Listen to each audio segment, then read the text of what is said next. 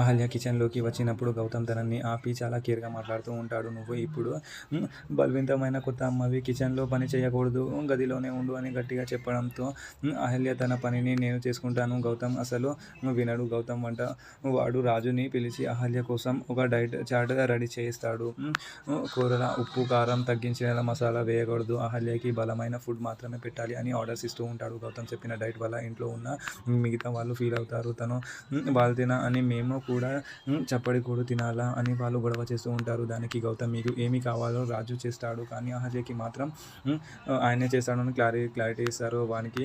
మరియు తన husband Gautam care చూసి జోలీస్గా ఫీల్ అవుతూ ఉంటారు. ముందు మన రూమ్ లాక్గా వచ్చేసి ఇప్పుడు మన ఫుడ్ దగ్గరికి కూడా వచ్చారా అని చెప్తూ ఉంటారు.